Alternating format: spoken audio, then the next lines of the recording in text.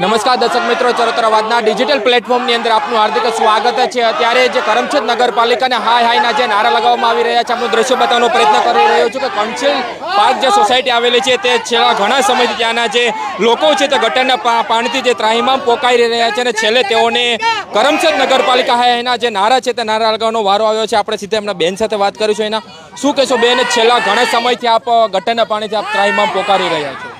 અમારું કહેવું એટલું જ છે કે જ્યારે સત્તાધીશો હતા ત્યારે આ પ્રોબ્લેમ નહોતો, પણ જ્યારે વહીવટદાર આવ્યા છે ને ત્યારે અમારે વારે ઘડી આ માટે દોડાદોડી કરવી પડે છે।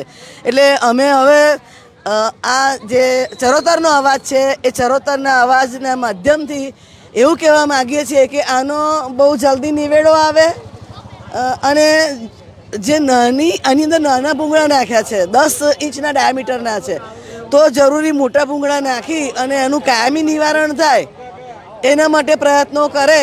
અને ગવર્મેન્ટને હવે પછીની જે અમારા પાલિકામાં જે કોઈ શાસિત આવે એને અમે એવી વિનંતી કરીએ છીએ કે જ્યારે પણ આ વહીવટદાર મુકાવાના હોય તો એના પહેલાં બધા એરિયાનું એક વખત નિરીક્ષણ કરે અને અહીંના જે પ્રોપર કાઉન્સિલરો હોય એમને પણ થોડી ઘણી સત્તા આપવામાં આવે કે વહીવટદાર ભલે હોય તે છતાં એ કાઉન્સિલર એની રજૂઆત કરે તો એ કાઉન્સિલર દ્વારા અમારું કાર્ય ઝડપથી થઈ જાય।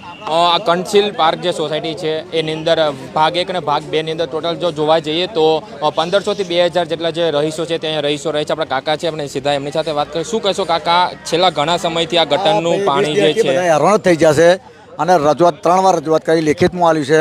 ખાલી નગરપાલિકા કોને રજૂઆત કરી? મેમ અમારા જે વોર્ડ નંબરના છે એમને બધા બોલાયા, આવીને જોઈને ગયા પણ કોઈ કાર્યવાહી કરતા નહીં। જોઈને તો બધા જાય છે, અમે તો રોજ જોઈએ સવારમાં ઉઠીને, પણ જોઈને મતલબ શું?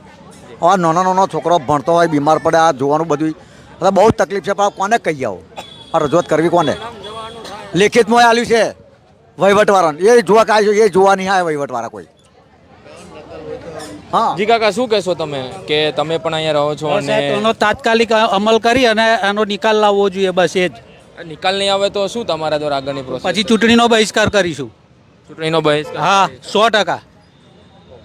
આમનું દ્રશ્ય બતાવવાનો પ્રયત્ન કરીશ। આ જે સોસાયટી આવેલી છે જ્યાં પ્રવેશ દ્વારની અંદર જ આ જે આખા રોડ ઉપર જે પાણી છે અત્યારે આ જે ગટરનું પાણી છે અત્યારે વહી રહ્યું છે, અત્યારે એટલી દુર્ગંધ ફેલાઈ રહી છે તેને લઈને કહી શકાય છે કે આગામી સમયની અંદર કદાચ કોઈ મોટો રોગચાળો ફેલાય તો પણ કંઈ ખોટી વાત નથી, કારણ કે અહીંયા અમે જ્યારે ઊભા છીએ ત્યારે અમને પણ અત્યારે અહીંયા દુર્ગંધ ફેલાઈ રહી છે। અહીંના જે રહીશો છે તે ઘણા છેલ્લા 1 મહિનાથી આ જે ગટરના પાણીની અંદર તેઓ અત્યારે રહી રહ્યા છે। અનેકવાર રજૂઆત કરી, અનેકવાર આવેદનપત્ર આપ્યા, તેમ છતાં જેનો પ્રશ્ન છે તે પ્રશ્નનું જે સમાધાન છે તેઓને નથી આવ્યું। આપનું દ્રશ્ય બતાવવાનો પ્રયત્ન કરીશ। શું કહેશો બેન તમે? હું આ કહું છું, આજે 20 દિવસ થવા આવ્યા, 15 હોર દાડા મારા બાના ઘરના નાના છોકરા છે, પણ આ કેટલું ગંદુ પાણી કોઈ આવતું નથી। મારો બાબો રોજ ફોન કરે છે, કોઈ આવતું નથી, કોઈ બોલતું નથી। હા ભરી તો તમારે શું કરવાનું? અમારા છોકરાનો એ બીમાર હાથે મોઢા થાય તો કોણ કરવાનું? હા, આ પગ કઈ લઈને ચાલવાનું? માથા ઉપર લઈને ચાલવાનું? હા, શું કહેશો બેન તમે? આ સહજાનંદ રહ્યું એનું આ બાજુ પાણી આવે કોઈ દિવસ, એ પાણી આ બાજુ કનેક્શન આપી દીધું છે એટલે પ્રોબ્લેમ થયો છે પાણીનો। એટલે જ એ 2 લાઈન એની આપી દીધી છે ને એટલે પ્રોબ્લેમ થયો। તે દિવસે ને કોઈ વાંધો ન ઉપાડ્યો, અટાણ પાણી થયું ને એટલે બધા અટાણ ખબર પડી। બેન, આ તમારા પ્રશ્નનું સમાધાન નહીં આવે તો તમે આગળની શું કાર્યવાહી કરો? અમે મત જ નહીં આપી, વોટ જ નહીં આપી, અમારે શું બીજું કરવાનું? અમે આ 15 દિવસથી અમારા બધાના છોકરા બીમાર થઈ ગયા, અમે મોટા બીમાર થઈ ગયા છે, કશું નહીં કરવાનું એમ નહીં। હા જી બેન, શું કહો છો? પંચાયત વાળા થોડી પૈસા હાલવા આવે છે કે ચલો આવું બધું થાય છે?